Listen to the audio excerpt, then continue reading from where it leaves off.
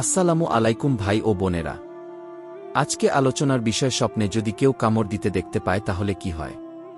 তবে পূর্বের মতো আমরা এখনও বলি যে একই স্বপ্নের ব্যাখ্যা ভিন্ন ভিন্ন হতে পারে, তা আপনার বয়স, পেশা, বিবাহিত নাকি অবিবাহিত, নারী নাকি পুরুষ ও আপনার বর্তমান পরিস্থিতির উপর নির্ভর করে। স্বপ্নে কামড় দেখার ব্যাখ্যা আমরা কিতাব থেকে যেটুকু পেয়েছি তাতেই আমরা বর্ণনা করেছি। এই রকম আরও স্বপ্নের ভিডিও পেতে আমাদের চ্যানেলটি এখনই সাবস্ক্রাইব করুন। আশা করি আল্লাহর অশেষ রহমতে আপনারা সকলেই ভালো আছেন, আলহামদুলিল্লাহ। স্বপ্নকে আরবি ভাষায় রুইয়া এবং ফার্সিতে খোয়াব বলা হয়।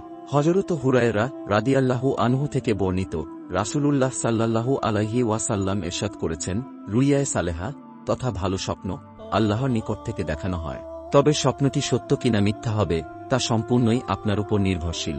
ইসলামিক হাদিস অনুসারে যদি আপনি পাক পবিত্র অবস্থায় ডান কাঁধ হয়ে ঘুম আসেন এবং রাত 12টার পর থেকে ফজর আজানের আগে যদি কোনো ভালো স্বপ্ন দেখে থাকেন, তাহলে এটি আল্লাহর নিকট থেকে দেখানো হয়েছে এবং খুব অচিরেই আপনার স্বপ্নটি সত্য হবে ইনশাআল্লাহ।